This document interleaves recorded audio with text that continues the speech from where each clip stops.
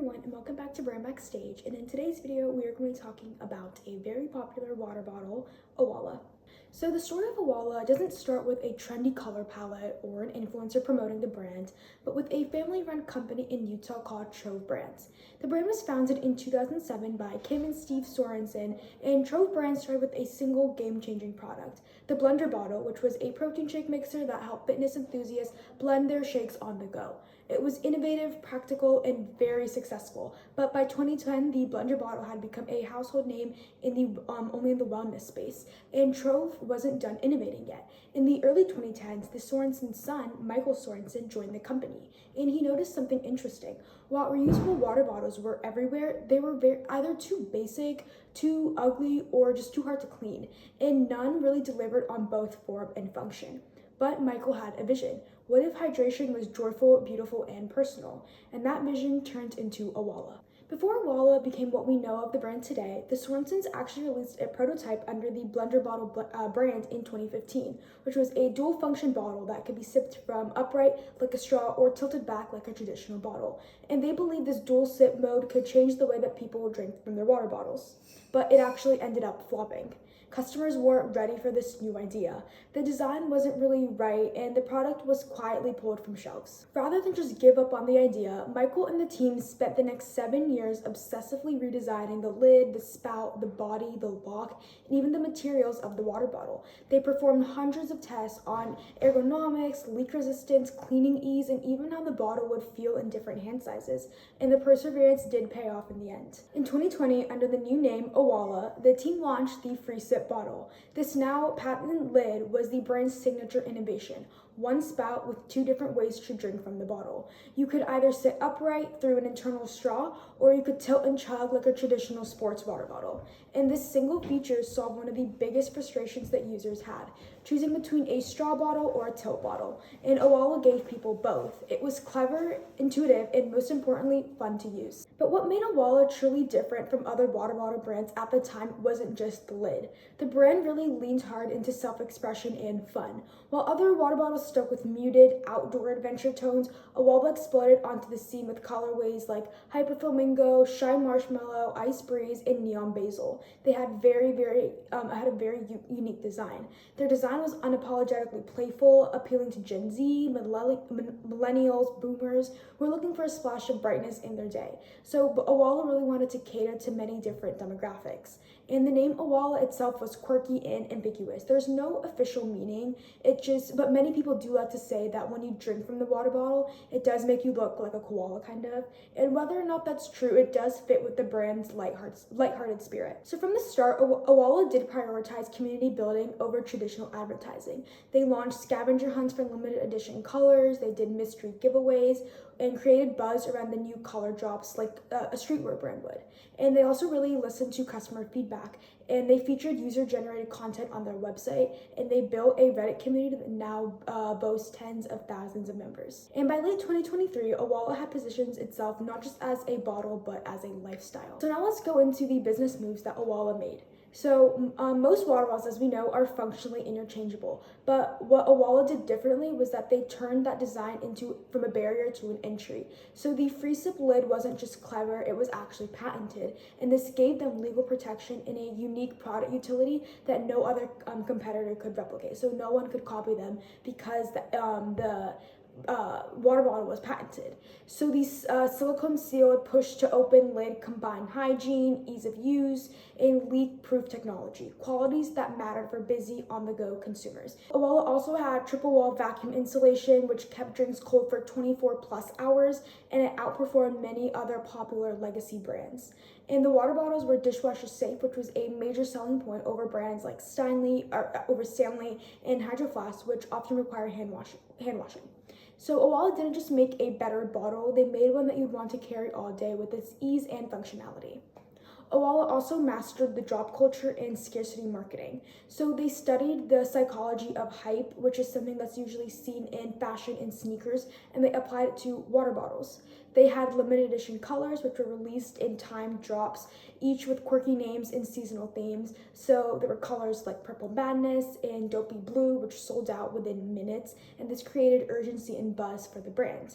and the company teased drops with playful cues, animations, or countdowns through their social media. And some customers began collecting water bottles like trading cards. It was not by accident. The scarcity of this brand wasn't random. It was engineered to build anticipation, stimulate impulse buying, and generate community loyalty. Owala also built an omni-channel retail strategy. So while the brand initially grew online through direct-to-consumer sales, Owala did understand the importance of strategic retail placement. So they talked with retailers like Target, Whole Foods, Urban Outfitters, Dick's Sporting Goods, and Academy Sports. And these were stores with both national reach and aesthetic alignment. So it really matched the brand that Owala was trying to create. And many retailers were given exclusive colorways, which incentivized in-store traffic. So certain stores were given certain colors. And in 2023, they entered Costco with bundled multi-packs with a slightly lower price point, which tapped into the value-conscious households without diluting the premium feel that Owala hopes to bring to customers. And these moves created layered access points, which was premium for style-conscious buyers, family bundles for bulk buyers, and direct online drops for superfans. Also mainly grew through organic influencer marketing. So unlike traditional influencer brands that pay creators upfront, Owala let the product experience speak for itself. So TikTok users began posting about their emotional support water bottles, and Owala became the visual centerpiece in those videos. Influencers also praised the FreeSip patented lid with the bright colors and the ability to actually make them drink more water, because the water bottle is aesthetic and it's easy and very functional to use. Some videos showing which Owala color are you got over 10 million views, and they became a staple in what's in my backpack or in aesthetic clean girl videos, which align with the product with the aspirational lifestyles that they wanted to put out. Virality was entirely unpaid at first, and it proved that when a product delights customers, become your best marketers. Owala also centered themselves around community building. So they built a very, very large following, not just a customer base. So their approach was radically human. The brand responded to user reviews, both positive and negative, with humor and transparency. They ran polls to vote on future colors. They wanted to see what consumers were interested in. Reddit and Facebook groups popped up everywhere where fans shared color combos and reviews. Their packaging was share-worthy, and which featured fun phrases like "you're gonna love me" or "sip's better than your ex."